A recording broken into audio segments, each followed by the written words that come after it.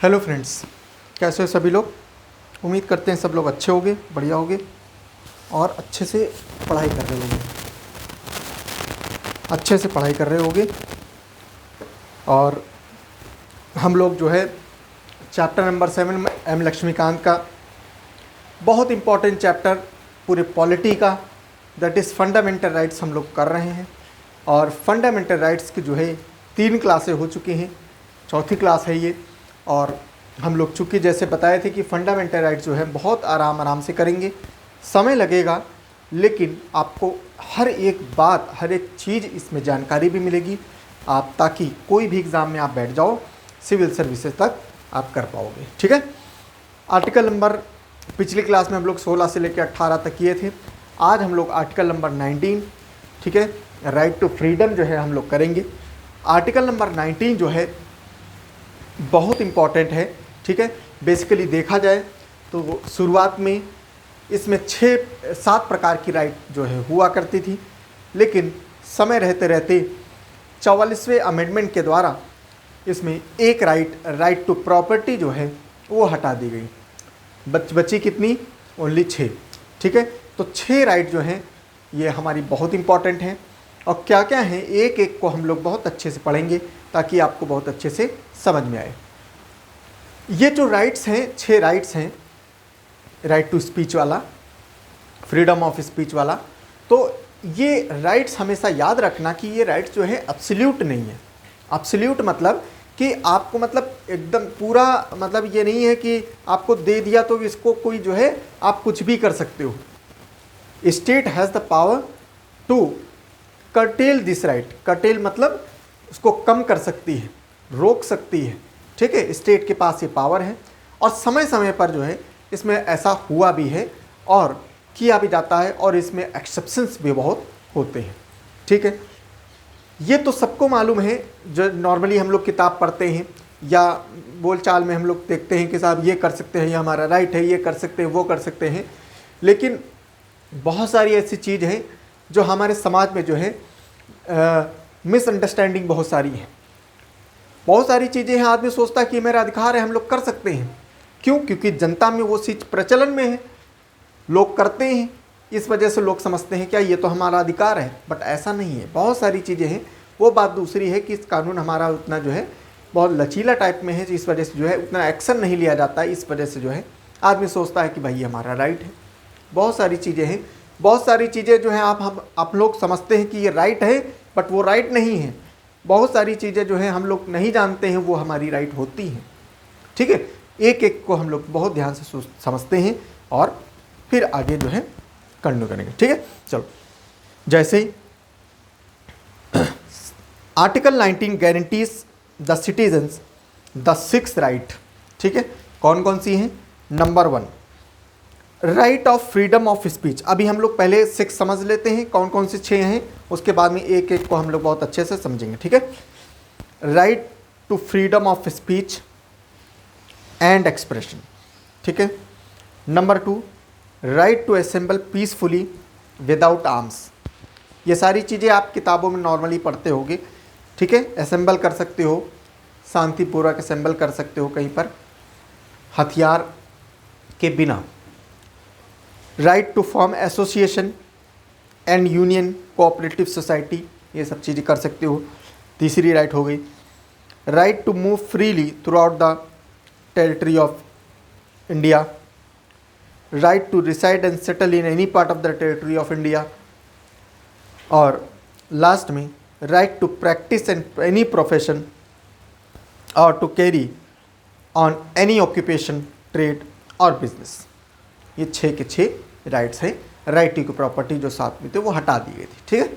वो हट गई है 44वें संशोधन से। ठीक है। उसको हटा दिया गया था 1978 में। ठीक है। चलो, अब हम लोग जो है एक एक को बहुत अच्छे से पढ़ते हैं। ठीक है। जो 6 राइटें हैं और एक एक को अच्छे से पढ़ते हैं और देखते हैं क्या है। ठीक है। जैसे सबसे नंबर 1 है right to freedom of speech and expression. क्या है? It implies that every citizen has a right to express his views, opinion, belief, convictions freely by word of mouth, writing, printing, picturing और any other manner. इसका मतलब ये हुआ कि साहब हम लोग जो हम भारतीय हैं, भारतीयों को पहली बात हाँ ये भी समझ लेना, ये जो राइट टू फ्रीडम है आर्टिकल नंबर 19, ये केवल और केवल इंडियंस को ही दिया गया है, ये फॉरेनर्स को या एलियंस को नहीं दिया गया है। ठीक है, ये चीज़ हमेशा याद रखना, समझना और इस समझ से ही आगे की बातें समझना। ठीक है, फॉरेनर को नहीं दी गई। क्यों नहीं दी गई हैं? क्योंकि फॉरेनर अगर होगा, अगर फॉरेनर को दे दिया राइट टू एक्सप्रेशन, स्पीच, ये सब दे दिया, तो अगर कोई फॉरेनर आएगा तो भैया वो माइक लेके तो अपने ही देश की बड़ाई करेगा। मान लो यूएसए का है तो यूएसए के बाद यूएसए का ही अपनी बड़ाई करेगा। ठीक है, कोई ऐसी बातें बोलेगा जो है जहाँ पर जो है तनाव पैदा होगा, जिससे बवाल हो सकता है। ठीक है, जिससे जो है समाज में टेंशन हो सकती है, तो ऐसी बातें करेगा। इस वजह से ये चीज़ें जो है ओनली और ओनली सिटीजन ऑफ इंडिया को दी गई हैं। Right to speech, right to speech and expression कहता है कि हम अपनी मन की बात समाज में, हम अपनी मन की बात, अपने दिल की बात, अपने जो ओपिनियन है हमारे या कोई एक्सप्रेशन है, वो हम समाज में रख सकते हैं, बिल्कुल फ्री हैं, और हमारे ऊपर कोई ऐसी बाध्यता नहीं है कि हम जो हम एक जैसे कोई रोक पाए। जैसे बहुत अच्छा एग्जाम्पल है, मैं आपकी क्लास ले रहा हूँ। ठीक है, मैं आपको शिक्षा दे रहा हूँ, इंडियन पॉलिटी पढ़ा रहा हूँ। ठीक है, क्यों? क्योंकि हमारे पास ये राइट है। कोई बंदा आके हमको ये नहीं कह सकता है कि साहब आप क्यों पढ़ा रहे हो, आप पढ़ा नहीं सकते हो। ठीक है, क्यों? हमारे पास ये राइट है, फंडामेंटल राइट है, इसके तहत मैं आपको पढ़ा रहा हूँ। आप जो है पढ़ पा रहे हो किसकी वजह से? राइट की वजह से। मैं चाहूँ तो अपनी कोई किताब छाप सकता हूँ, अपनी जो है कोई किताब है, मैं अपने ओपिनियन को जो है किताब के माध्यम से रख सकता हूँ, मैं अपनी ओपिनियन को मैगज़ीन के माध्यम से रख सकता हूँ। हमारी कोई ओपिनियन है, मैं न्यूज़पेपर में छपवा सकता हूँ, मैं मीडिया में अपनी कोई बात रख सकता हूँ। तो कोई भी तरीके से हम अपनी बात को जो है रखने के लिए हम बिल्कुल स्वतंत्र हैं। आर्टिकल 19 ऐसा कहता है। ठीक है, next, the supreme court held that the freedom of speech and expression includes the following rights। ये जो फ्रीडम ऑफ स्पीच और एक्सप्रेशन है, ये कई प्रकार की राइट्स रखता है। कौन कौन सी? सुप्रीम कोर्ट कह रहे हैं। क्या कहता है Supreme Court? Right to propagate one's views as well as views of others. आप खुद भी अपना वीव रख सकते हो और आप दूसरे के वीव भी रख सकते हो। ठीक है, मतलब क्या है कि जैसे मान लो मैं जैसे मान लो एक साधारण इंसान हूँ, और साधारण इंसान अपने जो है मान लो कोई बात हुई, कोई भी मान लो मैटर हुआ, और कोई भी बात है, मान लो समाज की कोई बात है। ठीक है, मैं रखना चाह रहा हूँ अपनी बात को उस मीडिया के सामने। ठीक है, न्यूज़पेपर में अपनी जो है बात रखना चाह रहा हूँ, तो मैं अपना आराम से रख सकता हूँ अपनी बात को। ठीक है, वेव्स ऑफ अदर्स को भी रख सकते हो। वेव्स ऑफ अदर्स मतलब क्या है? जैसे फॉर एग्जांपल क्या हुआ, कहीं समाज में क्या हुआ, कोई चोरी हो गई। ठीक है, हमारे मोहल्ले में कोई चोरी हो गई, या कोई इलीगल एक्टिविटीज़ हो गई। ठीक, कोई क्रिमिनल एक्टिविटीज़ हो गई। तो अब देखो वो सिचुएशन ऐसी हो गई है उस परिवार के साथ में कि वो जो है वो उस परिवार के लोग इतना ज़्यादा जो है दुखी हो गए हैं कि वो अपनी बात को नहीं रख पा रहे हैं। ठीक है, तो मैं उनकी बात को जो है मैं समाज के सामने, मैं मीडिया के सामने जो है रख सकता हूँ। ठीक है, ये बात हो गई। दूसरी बात, जैसे कि मान लो किसी के साथ कोई दुष्कर्म हो गया है, मान लो किसी के साथ कोई कांड हो गया है, कोई मैटर ऐसा हो गया है, कोई इलीगल काम हो गया है, तो वो अपनी बात को समाज के सामने नहीं रख पा रहा है, तो उसके लिए ही एडवोकेट बनाए गए, वकील लोग बनाए गए। वकील लोग का काम क्या होता है? वो क्या करते हैं, तुम्हारी बात जो उसका जो वकील जो उसके क्लाइंट होते हैं, उस क्लाइंट की बात को कोर्ट के सामने रखना। तो वो क्या कर रहा है? वकील क्या करते हैं? वकील करते हैं जो उसका क्लाइंट होता है उसकी बात को कोर्ट के समक्ष रखना। समझ में आए? तो हम अपनी बात भी अपने रख सकते हैं और हम दूसरे के व्यू पॉइंट्स भी रख सकते हैं। क्लियर है? समझ में आए? Next, freedom of press. Press जो होती है, हमारी मीडिया जो होती है, मीडिया को भी जो है ये राइट दिया गया है कि आप कहीं भी जाके जो है आप अपना जो है प्रेस का जो है रिकॉर्डिंग कर सकते हो, आप समाज के सामने जो है उसका आईना दिखा सकते हो। आज देखिए, आज की डेट में जब से ये तुम्हारा ये जो स्मार्टफोन आए हैं, ठीक है, तब से जो है ये प्रचलन में बहुत आया है। आप देखे होंगे, आप जैसे ही फेसबुक खोलो, यूट्यूब खोलो, बहुत सारे ऐसे छोटे मोटे जो है इंसान हैं जिनके पास कुछ भी नहीं है, लेकिन एक स्मार्टफोन है। स्मार्टफोन के माध्यम से जो है वो क्या करते हैं, वो हर जगह पहुंच जाते हैं और पहुंच के जो है वो अपना लाइव रिकॉर्डिंग करते हैं। ठीक है, मान लो कहीं कोई बात हो जाती है, मान लो स्कूल में चले गए, स्कूल में सही से शिक्षा नहीं दी जा रही है, मिड डे मील अच्छी क्वालिटी का नहीं दिया जा रहा है, ठीक है, या पढ़ाई नहीं हो रही है, या टीचर नहीं आ रहे हैं, या कोई सरकारी कोई योजना है उसमें जो है धांधली हो रही है, तो वो उसका रिवील जो है करते हैं अपने लेवल पर, वो सोशल मीडिया पर उसमें डालते हैं। ठीक, तो प्रेस क्यों, ये आज़ादी उनको दी गई है, इस वजह से ऐसा कार्य वो कर पा रहे हैं। अदरवाइज़ तो कि मजाल है किसी के पास में कि किसी के आप जो है किसी संस्थान में आप घुस जाओ और उस घुसने के बाद में जो है उनका आप रिकॉर्डिंग करो, आप लाइव चलाओ। समझ रहे हो, ये चूंकि उसका राइट है संविधान में, संविधान ने उसको राइट दिया है, इस वजह से ये कर सकता है, अदरवाइज कोई इसको अलाउ ही नहीं कर सकता। समझ में आया? ठीक है। और आपने देखा भी होगा बहुत से आदमी है ना, समाज में आपने देखा होगा बहुत से पुलिस वाले भी होते हैं या कोई और भी विभाग में, जैसे ये लोग घुस जाते हैं, प्रेस वाले, मीडिया वाले, वो चाहे जितना बड़ा भी शेर हो, चाहे जितना बड़ा भी जो है अपने आप को तुर्रम खां मानता हो, लेकिन जैसे ही मीडिया पहुंच जाती है, मीडिया जब लाइव ऐसे लाइव लगा देती है, ठीक है, लाइव कैमरा जब ऑन हो जाता है, तो वो इतना बड़ा तुर्रम खां वो भी बिल्कुल भीगी बिल्ली बन जाता है ना, और सारी के सारी जो है उसकी हिकड़ी जो है उसी समय निकल जाती है। क्यों? क्योंकि क्या है, वो मना नहीं कर सकता।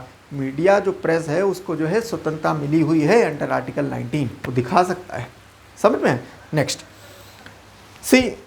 पॉइंट सी हो गया। पॉइंट सी क्या है? Freedom of commercial advertisement. Commercial advertisement आप कर सकते हो, ठीक है, जैसे कि मान लो इतने सारे सुबह से लेकर टीवी खोल लो, या आप तो यूट्यूब में भी, फेसबुक में, सारी सोशल मीडिया में भी जो है कमर्शियल एडवर्टीजमेंट खूब होते हैं। ठीक, टीवी खोलो, टीवी खोलते ही जो है रूपा फ्रंटलाइन बनियान चली आ रही हैं, ठीक है, या कोई चीज़ का ऐड चला आ रहा है, ठीक है, मान लो नवरत्न तेल ठंडा ठंडा कूल कूल चला आ रहा है, मतलब तमाम तरीके के कमर्शियल जो है एडवर्टीजमेंट आ जाते हैं। ठीक है, तो ये भी सब किसका है? अधिकार है। Right against tapping of the telephonic conversation, ये बड़ा इंपॉर्टेंट पॉइंट है, ठीक है, इसको बड़ा समझना। ठीक है, क्या लिखा है? Right against trapping of the telephonic communication. Right against मतलब ट्रैपिंग ऑफ टेलीफोनिक कम्युनिकेशन का मतलब है कि जैसे आप किसी से बात कर रहे हो तो आपकी कोई टैपिंग ना कर पाए, आपको वॉइस, आपकी बात को रिकॉर्ड अगर कोई कर रहा है तो ये क्या है? ये इल्लीगल है। समझ में आए? ये इल्लीगल है, ऐसा करना जो है कानूनी अपराध। ये राइट हमको ये सरकार देती है कि कोई पता चला आपकी बात को रिकॉर्ड करके अब पब्लिक में रिवील कर रहा है, ठीक है, पब्लिक में रिवील अगर करेगा तो वो बंदा क्या है? वो बंदा फंस जाएगा। ठीक है, तो इस ट्रैपिंग का जो है इसके लिए जो है हमको बचाव दे रखा है। ठीक है, सुप्रीम कोर्ट जो है ये बचाव हमको प्रोवाइड करा रहा है। ठीक है, next, right to telecast, that is government has no monopoly on electronic media. ठीक है, तो टेलीकास्ट का जो है सिस्टम जो है ये भी जो है आपके पास राइट है, और यही कारण है आज की डेट में आप देखिए इतने सारे चैनल्स जो है टेलीकास्ट के चैनल्स आ गए हैं। पहले क्या होता था? पहले बहुत सारे सरकारी चैनल छोटे वो थे, जैसे दूरदर्शन हो गया, ठीक है, डीडी जो है, जो पार्लियामेंट वाला एक चैनल आता है, ठीक है, वो संसद और राज्यसभा इनकी सारी चीज़ें दिखाता है। अब आज की डेट में क्या है? इतने सारे चैनल हो गए, सोनी टीवी हो गया, कलर्स हो गया, है ना, और तुम्हारा NTV हो गया, बहुत सारे चैनल्स हो गए हैं। तो वो किसके आधार पर है? यही आर्टिकल 19 में जो राइट्स उनको मिला है इसके आधार पर जो है वो टेलीकास्ट कर सकते हैं। राइट अगेंस्ट बंद called by the political party और ऑर्गेनाइजेशन। आज की डेट में अब देखो यही चीज़ यहाँ पर थोड़ा दिमाग खोलना है। अब तो जब से कोविड जो है आया है, कोविड के बाद में ये थोड़ा कम पड़ा है। अदरवाइज़ क्या होता था कि जब देखो कोई भी बात होती है तो बस तुरंत जो है पॉलिटिकल पार्टी आ जाती हैं, छोटे छोटे ऑर्गेनाइजेशन आ जाते हैं, अपनी अपनी कमेटी बनाए हैं, क्या आह्वान करते हैं? भारत बंद है, उत्तर प्रदेश बंद, ये बंद, वो बंद। और जैसे आह्वान करते हैं तो क्या होता है? कि सब लोग जो है जो उनके समर्थक होते हैं वो लोग क्या करते हैं, अपनी अपनी दुकान जो है बंद करते हैं। हालांकि ये क्या लिखा है, राइट अगेंस्ट दिस बंद, अगेंस्ट दिस बंद, मतलब ये जो बंद है तो ये सरकार राइट नहीं देती है कि अगर आप ये जो बंद करते हो तो ये आप बंद नहीं कर सकते हो। ठीक है, इसका मतलब ये है कि जैसे होता क्या है जनरली, मैं पूरी सिचुएशन बता रहा हूँ, जैसे इन्होंने आह्वान किया कि भाई भारत बंद, भारत बंद मतलब ये नहीं कि आप भैया उनके जो गुर्गे लोग आएंगे वो है आपका शटर नीचे करे दे रहे हैं, आपकी दुकान खुली है आपकी दुकान बंद करे दे रहे हैं, आपने जो है ठेला में कुछ लगाया है आपकी ठेला गिराए दे रहे हैं, ठेला आपको हटवाए दे रहे हैं, नहीं, वो ये नहीं कर सकते, आप बंद का आह्वान नहीं कर सकते हो। ये कौन कह रहा है, सुप्रीम कोर्ट कहता है कि उसके अगेंस्ट भी जो है राइट आपको दिया जाता है। ठीक है, अगर ऐसा कोई आपसे करता है, कोई ज़बरदस्ती करता है तो आप डायरेक्टली सुप्रीम कोर्ट या हाई कोर्ट में जा सकते हो इसके अगेंस्ट में। समझ में आया? ठीक है, अब ये चीज़ देखो, दिमाग, आपका दिमाग भी खुल रहा होगा। ठीक है, अब आपको ये लगता है कि भाई बंद कर दिया इसका मतलब बंद करना ही पड़ेगा, नहीं, बंद के लिए आपको इजाज़त नहीं है। समझ में आया? ठीक है, नेक्स्ट, उसके बाद में right to know about government activities. ठीक है, अब गवर्नमेंट एक्टिविटीज़ के लिए भी जो है आपके पास राइट है। ठीक है, 2005 के पहले जो है ये थोड़ा सा कम जो है जागरूक थे लोग। ठीक है, 2005 में जब आरटीआई आया तो आरटीआई के माध्यम से ये ज़्यादा उजागर हो गया कि साहब हमारी एक राइट है कि हम गवर्नमेंट ऑर्गेनाइजेशन के बारे में जो है जान सकते हैं, उनकी पॉलिसीज़ के बारे में जान सकते हैं। हम इनको आरटीआई के माध्यम से जो है हम कई सारे ऑर्गेनाइजेशन, जैसे मान लो कुछ भी छोटे से लेके बड़े तक जो है, मान लो फॉर एग्जांपल ग्राम पंचायत की बात करें, ग्राम पंचायत में प्रधान जी को कितना पैसा एलोकेट हुआ, किस चीज़ के लिए हुआ और प्रधान जी ने उस पैसे को किस तरीके से इस्तेमाल किया, आप आरटीआई के माध्यम से पूछ सकते हो। ऐसे उसी प्रकार से जो है पार्षद निधि में पार्षद को कितना पैसा एलोकेट हुआ, कहाँ कहाँ पर खर्च हुआ है, कैसे क्या हुआ है, आप आरटीआई के माध्यम से जो है आप पूछ सकते हो। किसी विभाग में मान लो कोई जानकारी आपको चाहिए, ठीक है, किसी पर्टिकुलर बंदे के बारे में, ठीक है, या किसी मतलब गवर्नमेंट नीति के बारे में जो है आपको जानकारी चाहिए तो आप जो है जानकारी ले सकते हो। तो ये भी चीज़ें जो है इम्पॉर्टेंट आपका राइट है। समझ में आया? ठीक है, ये राइट बहुत पहले से था, लेकिन हुआ क्या, ये जानकारी भी उतनी लोग नहीं था और उस समय क्या होता था, सरकारी जो महकमा था वो भी जो है थोड़ा सा सतर्क था और वो अपनी बातें को इतनी जल्दी से रिवील नहीं करता था। समझ लो, जब तक कोई बहुत ज़्यादा प्रेशर नहीं बनाया जाता तो तब तक जो है वो जनरली आप किसी विभाग में आप जाके आप कह नहीं सकते हो कि साहब हमको ये जानकारी आप दो, उल्टा जो है उनके जो गुर्गे होंगे तुमको मार मार के सब भगा देते थे।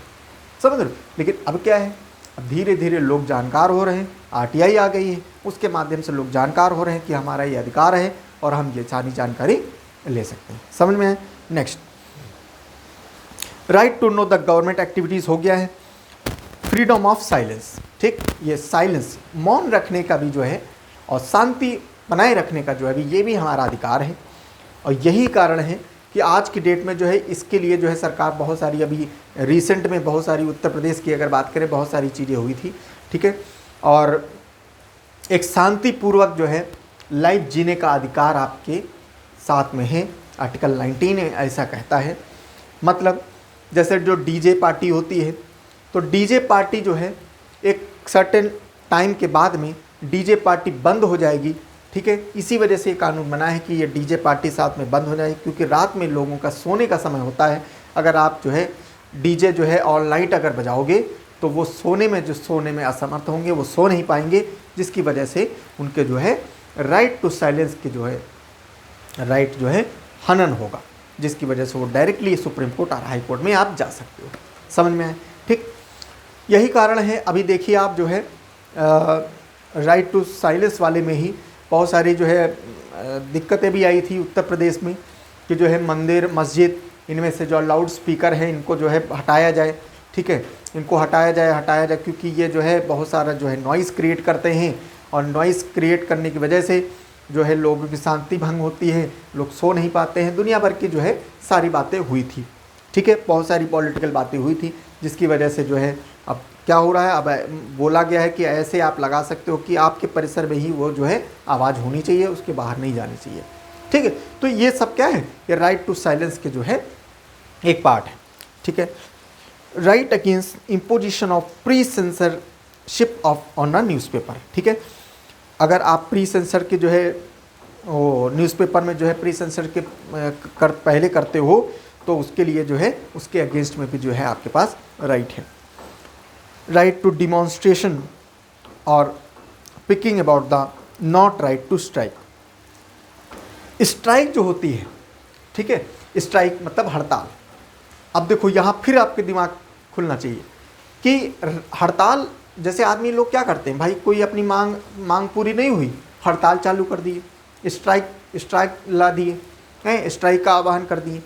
तो ये स्ट्राइक करना जो है ये भी आपका जो है अधिकार नहीं है, समझ में आया? स्ट्राइक करने का अधिकार आपका नहीं है, ठीक है, लेकिन लोग करते हैं, ठीक है, लोग करते हैं क्योंकि हमारे यहाँ इतना ज़्यादा ध्यान दिया नहीं जाता है और शांतिपूर्वक करते हैं, इस वजह से कोई ज़्यादा ध्यान भी नहीं देता है, ठीक है।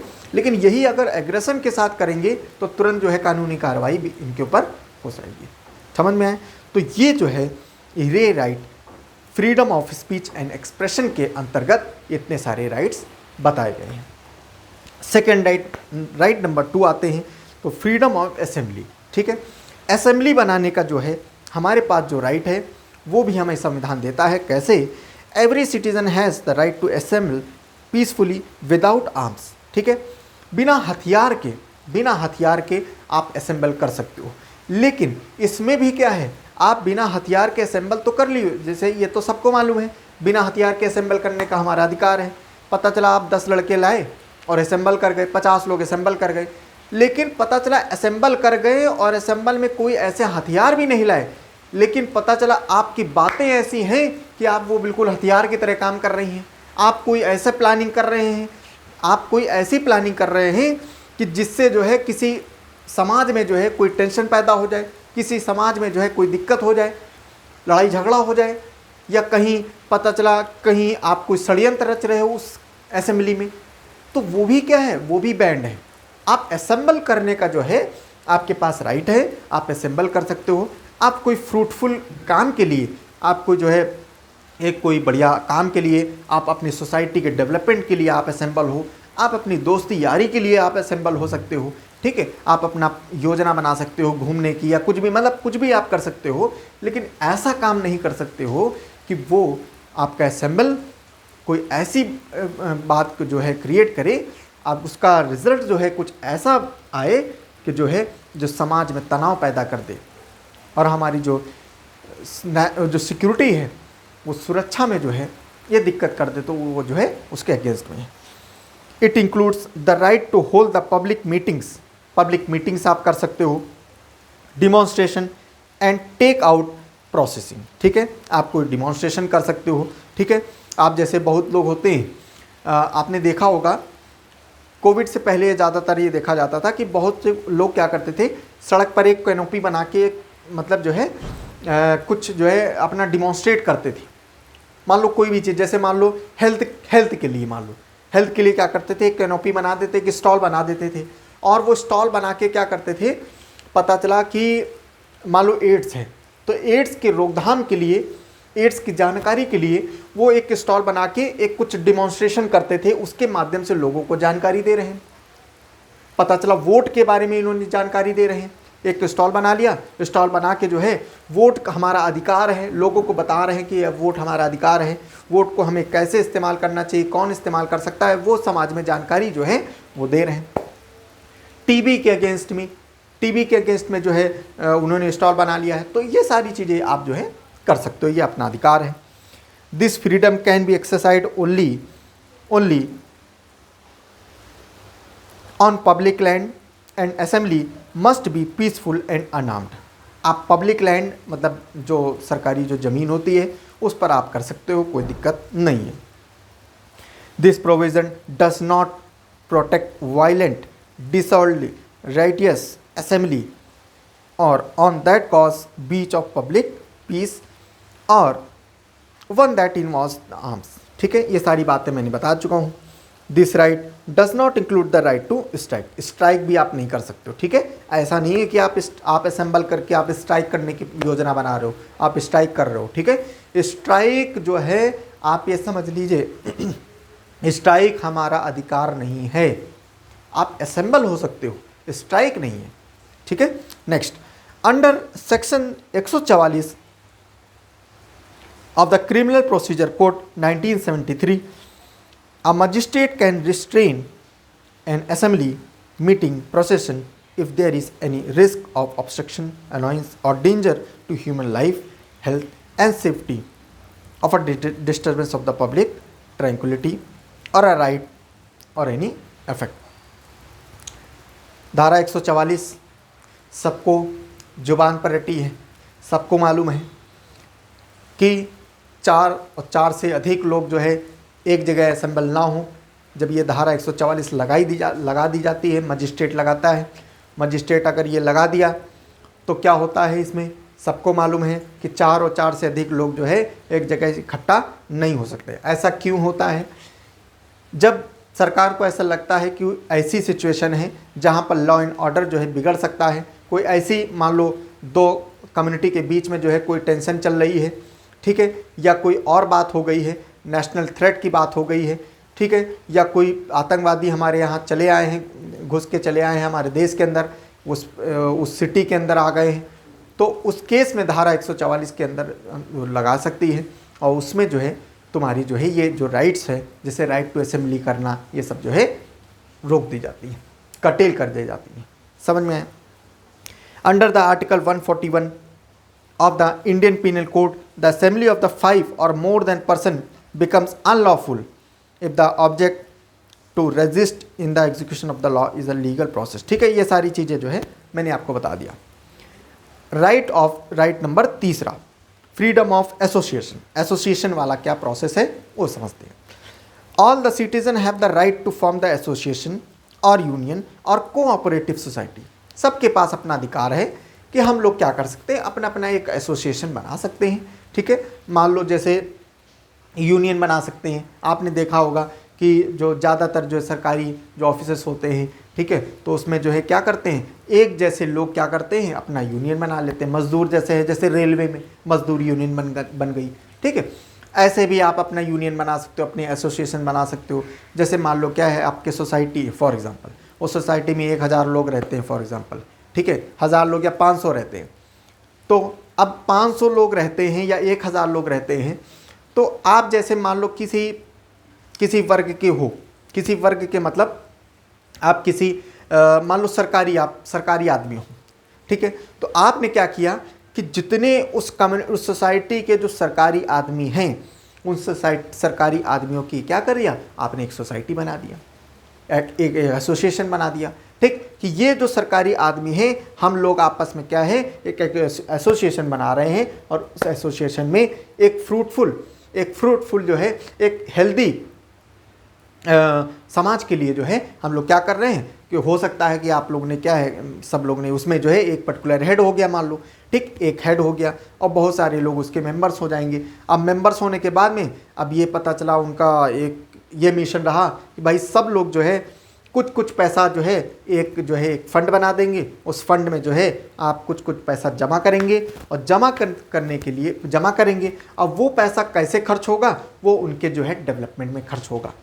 मान लो किसी का जो है मान लो हेल्थ इशू हो जाता है, वही इनके जो एसोसिएशन है, तो वो बंदा ये एसोसिएशन क्या करेगी, एसोसिएशन उससे पैसा निकालेगी और पैसा निकाल के उस बंदे की हेल्प कर सकते हैं। समझ में? तो ऐसे करके कुछ भी एसोसिएशन आप बना सकते हो, आप यूनियन बना सकते हो। ये सारी चीज़ें जो है हमारे राइट्स हैं। कंपनी बना सकते हो, आप फर्म बना सकते हो, सोसाइटी बना सकते हो, क्लब बना सकते हो, ऑर्गेनाइजेशन बना सकते हो, ट्रेड यूनियन बना सकते हो और any body of the person बना सकते हो। ठीक, ये सारी के सारी हम लोग के पास राइट अवेलेबल है। It not only include the right to start an association और union but also continue with the association और यूनियन ऑफ सच। हम यही नहीं है कि एसोसिएशन बना के छोड़ दिए, नहीं, आप कंटिन्यू भी करो, कोई दिक्कत नहीं, आपके राइट है, आप कंटिन्यू कर सकते हो। ठीक है, आप पता चला उस एसोसिएशन बनाए, आप उसके प्रेसिडेंट बन गए, आप उसके मेंबर बन गए, आप उसके जो है चेयरमैन बन गए, आप उसके जो है मैनेजर बन गए, तो आप कर सकते हो। ठीक है, next, reasonable restriction can be imposed on the exercise of the right by the state on the ground of sovereignty and integrity of India, public order and morality. ये चीज़ हमेशा याद रखना कि रीजनेबल रिस्ट्रिक्शन आपके ऊपर जो है स्टेट लगा सकता है। आपने फॉर एग्जांपल आपने कोई एसोसिएशन बनाई, ठीक है, और एसोसिएशन बनाई, जैसे मैंने बताया कि एक जो है हेल्दी एसोसिएशन बनाई। हेल्दी एसोसिएशन मतलब आपका जो मंतव्य है, आपका जो मोटिव है, एम है एसोसिएशन का बनाने का, बहुत अच्छा है। लेकिन कई बार क्या होता है कि एसोसिएशन ऐसी बन जाती है जिसका मंतव्य अच्छा नहीं होता है, और वो मंतव्य पता चला कि एक पर्टिकुलर कास्ट की जो है बना दिया, ठीक है, एक पर्टिकुलर कास्ट की जो है एक एसोसिएशन यूनियन बना दिया, ठीक, तो बनाया, कोई बात नहीं, अच्छा है। लेकिन अगर वो कास्ट, वो एसोसिएशन चूंकि कास्ट वाली है, अब वो एसोसिएशन पता चला ऐसा कुछ काम कर रही है जिसकी वजह से समाज में दूसरी जो अन्य जो जातियां हैं उनको जो है ये डिस्टर्बेंस हो रहा है, उनके ऊपर तनाव पैदा हो रहा है दोनों में, और दिक्कत ये पैदा कर रहे हैं, तो उस केस में स्टेट चाहे तो उसको जो है एसोसिएशन को भंग भी कर सकती है, रिस्ट्रिक्शन भी कर सकती है, क्योंकि इससे क्या होगा कि हमारे समाज में जो पीस है, ठीक है, इंटीग्रिटी है, अखंडता है, ये सारी चीज़ें जो है उससे खराब हो सकती हैं, ठीक है, अखंडता पर सवाल उठ सकता है, ठीक है, इस वजह से जो है स्टेट इस पर रिस्ट्रिक्शन लगा सकता है। Okay, however the right to obtain the recognition of the association is not in a fundamental right. Supreme Court held that the trade union have no guaranteed right to effective bargaining और the right to strike and ये सब, ठीक है, ये सारी चीज़ें हैं, ये इतना इंपॉर्टेंट नहीं है, ठीक है। नेक्स्ट, फ्रीडम ऑफ मूवमेंट, ठीक है, freedom of movement, next right की बात करें अगर तो है फ्रीडम ऑफ मूवमेंट। पूरे अब देखो पूरे भारत में ये जो राइट एक्चुअली दिया गया है, राइट ऑफ, ये आर्टिकल नंबर 19 जो है, आर्टिकल नंबर 19 में जितनी भी राइट है मैंने अभी बताया है, ये राइट क्या है, with in the territory of India है, ठीक है। अब एक बात याद रखना, जो टेरिटरी ऑफ इंडिया है, with in the territory of India है, क्लियर है, तो टेरिटरी ऑफ इंडिया जहाँ जहाँ पर होगी वहाँ तक ये राइट दे रखी हैं, वो लोग इसका जो है इस्तेमाल कर सकते हैं। इसमें एक राइट आती है, right free movement, free movement कर सकते हो आप। फ्री मूवमेंट मतलब आप जो है, आप कन्याकुमारी से लेके जम्मू कश्मीर तक, आप इधर गुजरात से लेके अरुणाचल प्रदेश तक आप कहीं भी जा सकते हो, क्लियर है, बिल्कुल सही, ये आपका अधिकार है। आप मान लो यूपी के हो, आप दिल्ली जा सकते हो, रह सकते हो, आप रिसाइड भी कर सकते हो, ऐसा नहीं कि घूमने ही आप घूमने गए, पता चला आप मान लो उत्तराखंड गए, आप दिल्ली के हो, आप उत्तराखंड गए, आपने देखा कि यार क्या वादियाँ हैं, क्या एटमॉस्फेयर है, बहुत अच्छा लगा आपको अच्छा लगा, आप गए वहाँ, इतना अच्छा लगा कि आप वहाँ बस गए, थोड़े दिन आप रहे, उसके अंदर बहुत अच्छा लगा, आपने पता लगा घर खरीद लिया, वहाँ पर आप रहने लगे, बिल्कुल आप फ्री हो, कोई दिक्कत नहीं। अब हुआ क्या, लेकिन आप हमेशा याद रखना क्या कि ये जो राइट टू फ्री मूवमेंट है ये बिल्कुल सही है, लेकिन कहीं कहीं पर इसमें क्या है, एक्सेप्शन है। एक्सेप्शन है जैसे अंडमान और निकोबार में, तो निकोबार में, अंडमान में तो आप जा सकते हो, लेकिन निकोबार में जो है आपको रिस्ट्रिक्शन है। स्टेट चाहे तो बहुत सारी जगह जो है कुछ रिस्ट्रिक्शन लगा सकती है, आप वहाँ पर नहीं जा सकते हो, ठीक है, जैसे अंडमान निकोबार हो गया। जैसे नॉर्थ ईस्ट के जो स्टेट्स हैं उसमें भी कई सारे स्टेट्स हैं जहाँ पर थोड़ा सा रिस्ट्रिक्शन जो है लगाया जाता है, ठीक है। क्या कारण है उसका, देखो 2-3 कारण है। एक तो ज्योग्राफिकल लोकेशन उनका ऐसा है कि वो इंटरनेशनल बॉडी को टच करते हैं, तो नेशनल सिक्योरिटी को मेंटेन रखने के लिए, पीस मेंटेन रखने के लिए, इंटीग्रिटी मेंटेन रखने के लिए कोई आतंकवादी ना आ जाए, कोई जो है ऐसा टेररिस्ट बंदा की जो है मूवमेंट ना हो जाए, इस वजह से आपको जो है रीजनेबल रिस्ट्रिक्शन लगाए जा सकते हैं, ठीक है। दूसरी बात क्या है, कुछ कल्चरल जो है एक्टिविटीज़ वहाँ पर ऐसी होती हैं, कुछ कल्चरल होमोजेनिटी ऐसी होती है वहाँ पर, ठीक है, जिसको वो डिस्टर्ब ना हो जाए, कुछ प्राकृतिक ऐसी चीज़ें होती हैं वो डिस्टर्ब ना हो जाए बाहर के लोग आने से, इस वजह से भी रीजनेबल रिस्ट्रिक्शन लगाए जा सकते हैं। समझ में आए, ठीक है। तो हर जगह क्या है, अपवाद जरूर है, और अपवाद आपको बहुत अच्छे से मालूम है, ये नहीं, ये तो सबको मालूम है कि फ्री मूवमेंट कर सकते हैं, लेकिन क्या है, कुछ अपवाद होते हैं। समझ में आया, ठीक है। जैसे पहले क्या होता था, जम्मू कश्मीर, आप वहाँ पर कुछ सामान मतलब आप ज़मीन नहीं ले सकते थे, लेकिन क्या हुआ, बाद में क्या है, फ्री मूवमेंट था, लेकिन जम्मू कश्मीर में आप नहीं ले सकते थे, क्लियर है? ठीक, चलो आगे समझो। तो this freedom entitles every citizen to move freely throughout the territory of the country.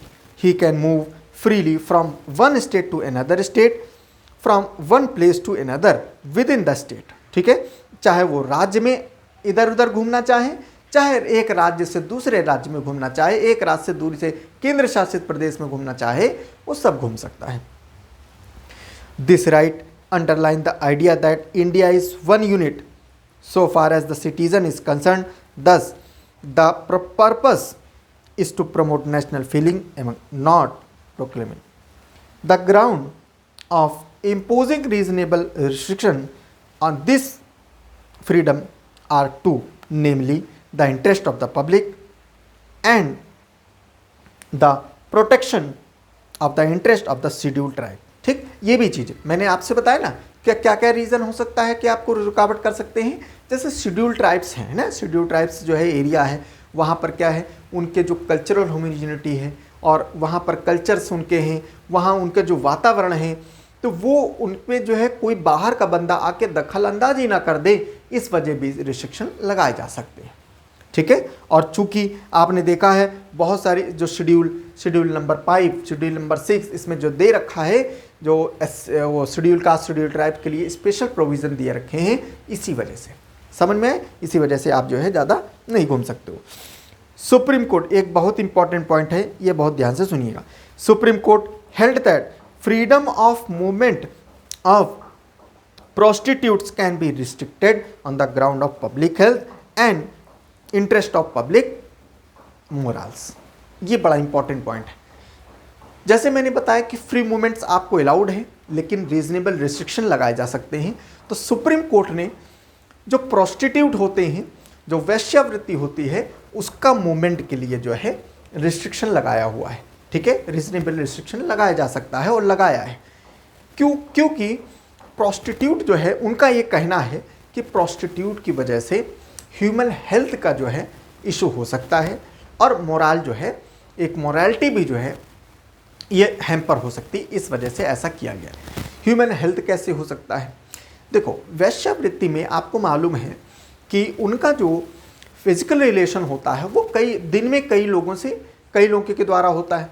ठीक है, अब कई लोगों के द्वारा तो इसमें एड्स होने का चांसेस बहुत ज़्यादा चांसेस रहते हैं। ठीक है, लेकिन आपको मैं चूँकि बायो भी पढ़ाता हूँ, आपको मालूम है, बायो की मेरी क्लास पढ़ी हुई है और मैंने बहुत अच्छे से एड्स के बारे में आपको मैंने बताया है। पूरा 1-1.5 पेज मैंने आपको लिखवाया होगा एड्स के बारे में, और मैंने आपको बताया है कि एड्स सिर्फ इसी वजह से फिजिकल कांटेक्ट से ही नहीं होता है। ठीक है, एड्स होने के बहुत से कारण होते हैं। ठीक है, 4-5 कारण मैंने आपको बताए थे।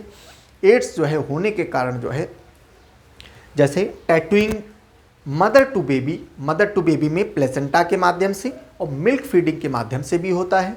टैटूइंग के बाद टैटू जो बनवाते हो ना, टैटूइंग से भी होता है। इन्फेक्टेड सिरिंज से होता है। ठीक है, और इन्फेक्टेड ब्लड ट्रांसफ्यूजन से भी होता है। ठीक है, तो ये बहुत सारे तरीके हैं जिसकी वजह से ये एड्स होता है। सिर्फ यही कारण नहीं है कि फिजिकल कांटेक्ट से ही एड्स होगा, लेकिन चूंकि ये भी एक कारण है, इस वजह से ये खतरा है कि एड्स, अगर मान लो प्रोस्टिट्यूट है तो प्रोस्टिट्यूट को अगर एड्स है तो अगर वो मान लो अगर फ्री ट्रांसफ़र के लिए, उसके मूवमेंट के लिए आज़ादी दे दी, तो वो जहाँ जहाँ पर वो बंदी जाएगी, जहाँ जहाँ पर वो प्रोस्टिट्यूट का जो है कार्यक्रम होगा, तो वहाँ पर जो है एड्स होने का जो है चांसेस हो सकता है। और चूँकि एड्स ऐसी बीमारी है अभी भी कि उसके अभी जो कोई इलाज नहीं है, पक्का इलाज नहीं है। बहुत दवाई जो है, एंटीबायोटिक दवाई जो है आती हैं, लेकिन अभी पूरा पक्का इलाज ना होने के कारण जो है एक बहुत बड़ा हेल्थ का जो है इशू हो सकता है। इस वजह से सरकार की जिम्मेदारी बनती है कि ये इल इफ़ेक्ट से जो है बचाया जाए। इस वजह से प्रोस्टिट्यूट को बैन किया जाता है कि आप जो है आप मूवमेंट जो है उतना नहीं कर सकते हो। समझ में आया? ठीक है, next, the freedom of movement has 2 dimension which internal. ठीक है, right to move inside the country and external right to move outside the country and right to. ठीक, 2 तरीके से ये हो सकता है। ठीक है, राइट टू मूवमेंट इंटरनल मतलब आप विद इन द कंट्री आप घूमने का ये भी अधिकार आपको पास में है। और with in outside the country भी आपको जो है ये अधिकार है, इसमें भी आपको कोई रोक नहीं सकता। केस भी आया था मेनका गांधी का बोला वो ऑब्स्ट्रक्ट किया गया कि आपका पासपोर्ट जो है कैंसिल कर दिया जाएगा, ठीक है, आप बाहर नहीं घूम सकते। तो ये केस भी बना था, बहुत ज़्यादा प्रचलन में आया था, समझ में आए। तो आपको कोई रोक नहीं सकता, ना ही आप जो है बाहर और ना ही आपको अंदर घूमने से, ठीक है। और तो ये सारी चीज़ें जो है आपको आर्टिकल इसमें फ्री मूवमेंट में आ जाता है। फिर आता है फ्रीडम ऑफ रेजिडेंट वाले फ्रीडम में आप देखिए, रेजिडेंट वाले फ्रीडम में आप कह सकते हो कि आप जो है पूरे भारत में जो कंट्री है with in the territory of India आप कहीं भी रिसाइड कर सकते हो, ठीक। जिस प्रकार से आपको मैंने बताया अभी क्या कि आप पूरे भारत में कहीं भी घूम सकते हो। मान लो आप जो है साउथ में रहते थे, ठीक है, मान लो आप साउथ में रहते थे, आप आए नॉर्थ इंडिया में आए अब दिल्ली में आप पता ना अब नौकरी मान लो कर रहे थे आपने, आपकी सेंट्रल गवर्नमेंट में आपकी नौकरी है, ठीक है। आप साउथ में थे, आप साउथ में आपकी पोस्टिंग हुई दिल्ली, ठीक, दिल्ली में पोस्टिंग हुई, आपने 4-5 साल बिताया, आपको एटमॉस्फेयर और सारी चीज़ें, दिल्ली राजधानी है, सारी चीज़ें हैं, सारी सुख सुविधा हैं, तो आपको बहुत अच्छा लगा। अच्छा लगने की वजह से आप क्या कर लें, आप परमानेंट यहाँ पर आपने मकान खरीद लिया। मकान खरीदने के आप आराम से रहो, कोई दिक्कत नहीं। आप दिल्ली के थे, आप यूपी में चले गए, यूपी में रहने लगो। यूपी के थे, आप कश्मीर में आप चले जाओ, कश्मीर में आप रहने लगो। आप यहाँ थे, आप उड़ीसा चले जाओ, उड़ीसा में आप रहने लगे। मतलब आप जो है आप जैसे मूव कर सकते हो फ्रीली, उसी प्रकार से आप पूरी कंट्री में कहीं भी आप रह सकते हो, ठीक है। फिर इसके बाद में इसके आते हैं एक्सेप्शन, ठीक। लेकिन इसके एक्सेप्शन भी हैं। जिस प्रकार से मैंने बताया कि आपके फ्री मूवमेंट में आपके एक्सेप्शंस लगाए गए हैं, कुछ रीजनेबल रिस्ट्रिक्शंस लगाए गए हैं, बिल्कुल उसी प्रकार से रेजिडेंट में रहने के लिए भी जो है आपके रिस्ट्रिक्शन लगाएं। जैसे फॉर एग्जांपल भाई जैसे निकोबार है, अंडोमान निकोबार आइलैंड है, अंडोमान में तो नहीं लेकिन निकोबार आइलैंड में आपका जो है प्रवेश आपका वर्जित है, आप इतनी जल्दी नहीं जा सकते। तो उसमें क्या है कि अगर आप जाओ, आप घूम तो सकते नहीं हो फ्रीली, तो आपको क्या रिसाइड करने का मौका मिल जाएगा? नहीं मिलेगा, समझ में। तो इस वजह से क्या है कि आपका जो है फ्री मूवमेंट भी है और फ्री रेजिडेंट भी है, लेकिन रीजनेबल कहीं कहीं पर रिस्ट्रिक्शन है। समझ में आया? क्लियर है? नेक्स्ट क्या है इसमें देखते हैं जरा। Every citizen has the right to reside to and to settle in any part of the territory of a country. The right has two parts. Number one, right to reside in any part of the country, which means to stay at any place temporarily. ठीक है, आप temporary भी रह सकते हो। जैसे for example जैसे अभी मैंने बताया सरकारी नौकरी, आपकी सरकारी नौकरी है, आप थे उत्तराखंड के, आपकी नौकरी लगी मान लो दिल्ली में, तो आप गए, आप दिल्ली में आप 5 साल तक आपका ट्रांसफ़र नहीं हुआ, तो 5 साल तक आप रह रहे हो, ठीक है। तो आप क्या कर रहे हो, आप एक टेम्परेरी रह रहे हो, लेकिन जैसे ही आपका ट्रांसफ़र हुआ दिल्ली से मान लो उत्तर प्रदेश, तो आप चले गए उत्तर प्रदेश पतला ट्रांसफ़र हो गया मुंबई, तो आप पतला मुंबई में रहने लगे। तो आप टेम्परेरी रह रहे हो, लेकिन इन सब जगहों में सबसे ज़्यादा आपका एटमॉस्फेयर उत्तर प्रदेश लगा, तो आप जाके परमानेंटली उत्तर प्रदेश में आप सेटल हो गए। क्लियर है? तो ये सारी चीज़ें हो सकती हैं, ठीक है। B, the right to settle in any part of the country, which means to set up home और domicile in any part of the permanent, ठीक है, परमानेंटली आप कर सकते हो। This right is intended to remove internal barrier within the country और between in its two part. This promotes nationalism and avoid narrow mindness, ठीक है। Nationalism को जो है ये बढ़ावा देता है। भाई देखो, जब मान लो उत्तर प्रदेश का बंदा है दिल्ली में आता है, या दिल्ली का बंदा उत्तर प्रदेश में आता है, तो होता क्या है कि एक नेशनलिज्म की भावना बनती है, ठीक है, एक नेशनलिज्म की भावना बनती है, और कि हम सब क्या हैं, हम सब एक हैं, ठीक है। अगर सोचो, और इससे क्या होता है, डेवलपमेंट भी होता है, ठीक है, एक डेवलपमेंट भी होता है। अगर आप कल्पना करो कि जैसे मान लो आपकी जो सोसाइटी है, आपकी सोसाइटी में मान लो पर्टिकुलर एक ही टाइप के लोग रहते हैं, ठीक, या एक कास्ट के ही लोग रहते हैं, या मान लो एक जैसे सरकारी क्वार्टर्स है उसमें सिर्फ सरकारी ही रहते हैं, या सिर्फ मान लो सरकारी विभाग में एक ही विभाग के लोग रहते हैं, ठीक, मान लो एक ही विभाग, एक मान लो पर्टिकुलर सोसाइटी है, पता चला उसमें कोई पर्टिकुलर इनकम टैक्स है, मान लो इनकम टैक्स के ही लोग रहते हैं, ठीक, तो ठीक है, अच्छी बात है, इनकम टैक्स के लोग रहते हैं। लेकिन अगर सोचो उस सोसाइटी में इनकम टैक्स के भी लोग हैं, सीबीआई के भी लोग हैं, पुलिस के भी लोग हैं, आर्मी के भी लोग हैं, तो सोचो कितना अच्छा होगा। आप हर एक व्यक्ति से आप मिलोगे, तो समाज के हर एक व्यक्ति से आप मिलोगे तो आपको भी जानकारी मिलेगी और उनको भी जानकारी, आर्मी वाले को सीबीआई के बारे में जानकारी मिलेगी, सीबीआई वाले को इनकम टैक्स की जानकारी मिलेगी, अच्छा अच्छा ऐसे होता है, ऐसी चीज़। तो एक मतलब एक नेशनलिज्म की बात आती है।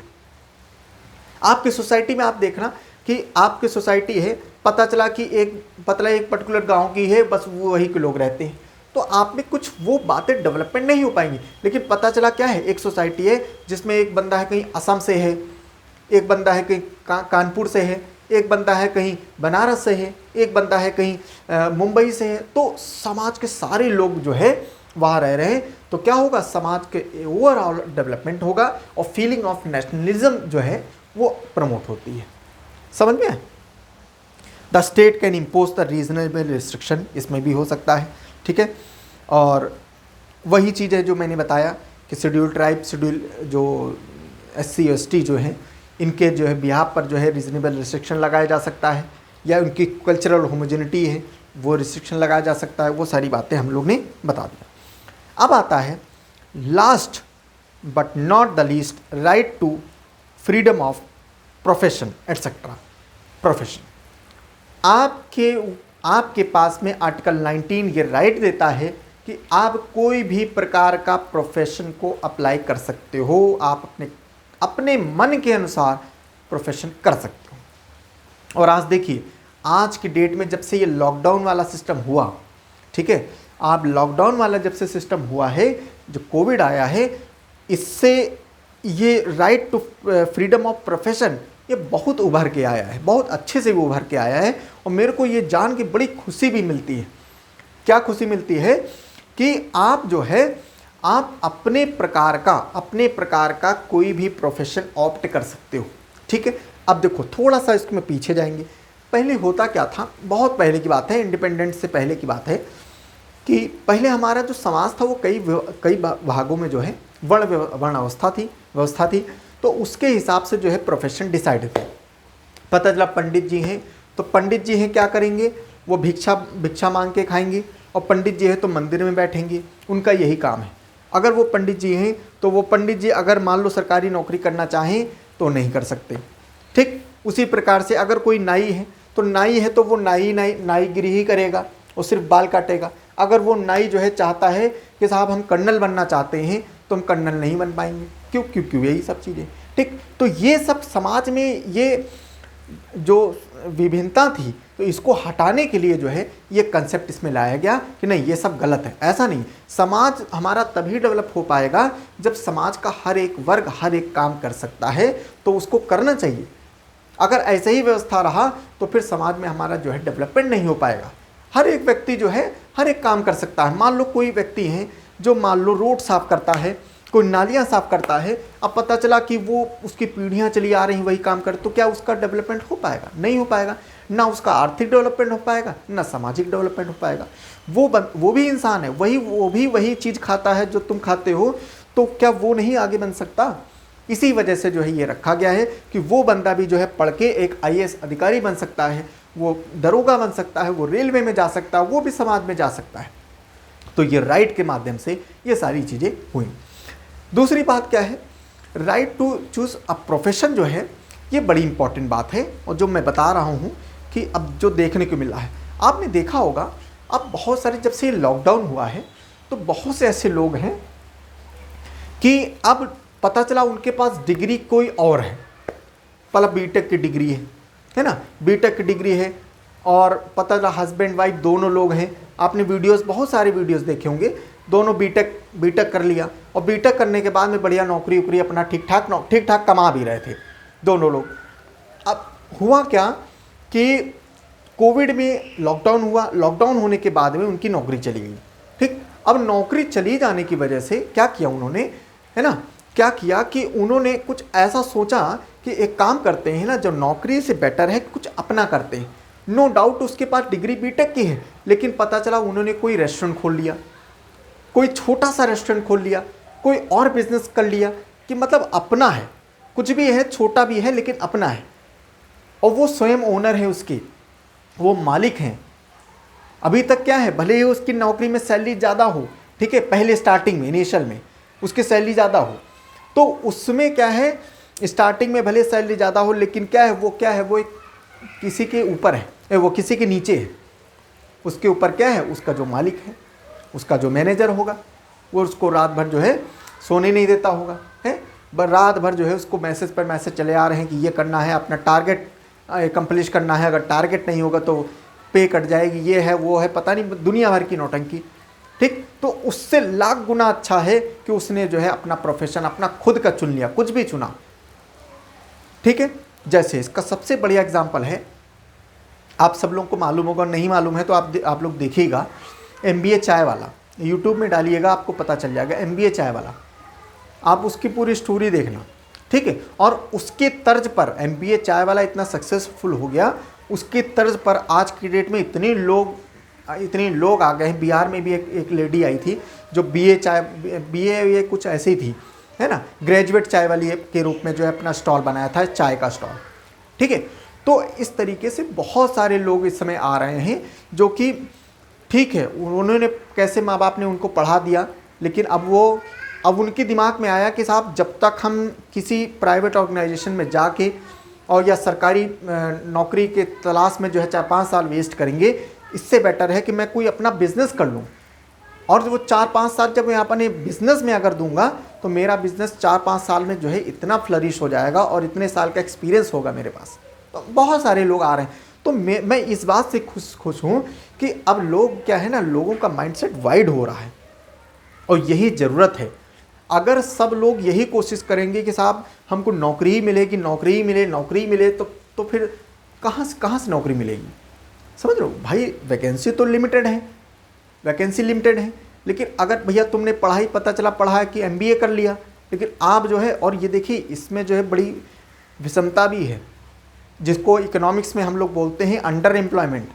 ठीक है, ये बहुत इंपॉर्टेंट, इकोनॉमिक्स जब मैं आपको पढ़ाऊंगा बहुत अच्छे समझाऊंगा अंडर एम्प्लॉयमेंट का कंसेप्ट, और ये सरकारी नौकरी में ये अंडर एम्प्लॉयमेंट का कंसेप्ट बहुत चलता है, क्योंकि नौकरियां कम हैं, जिसकी वजह से लोग इतना पढ़े जा रहे हैं। आज की डेट में ग्रेजुएशन और पोस्ट ग्रेजुएशन आम बात है, BA MA आम बात है, जिसको देखो कुछ मतलब जिसको भी देखो, लड़कियां, वो ज़माने अब चले गए कि लड़के पढ़ते होते हैं, आज लड़कियां भी किसी को आप देख लोगे सब MA हैं, ठीक है, MA पोस्ट ग्रेजुएट हैं, लेकिन नौकरी नहीं, घर में बेलन ही बेल रही हैं। उसके बाद में फिर क्या है, फिर मतलब तैयारी कर रही हैं।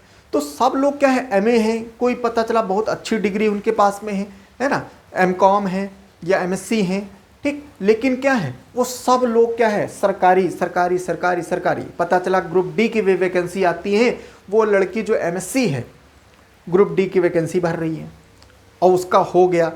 अब सोचो वो MSc लड़की कर कौन सी रही है पोस्ट की, ग्रुप D की, क्योंकि ये क्या है, ये अंडर एम्प्लॉयमेंट।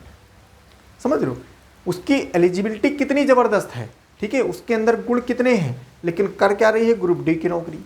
समझ रहे हो, तो ये सारी चीज़ें जो है, ये हम लोग को अब थोड़ा सा वाइड होना चाहिए, और समाज में जो है ये सारी चीज़ें सोचना चाहिए क्या, कि जो है आप सिर्फ और सिर्फ एक यूनिक डायरेक्शन मत रहिए, और समाज में बहुत सारी चीज़ें हैं। मैं हमेशा अपने बच्चों से कहता हूँ, आप तैयारी करने आए हो, बहुत अच्छी बात है, जब आप तैयारी करने आए हो तो पूरी जी जान लगा दो तैयारी करने के लिए, बिल्कुल कुताही नहीं करना है। जितने भी साल आपको देना है, 2 साल 3 साल 4 साल, पूरी जान लगा दो। लेकिन कभी ये मत सोचना कि 4 साल के बाद में अगर आपका नहीं हुआ तो बिल्कुल मतलब दुनिया ख़त्म होगी।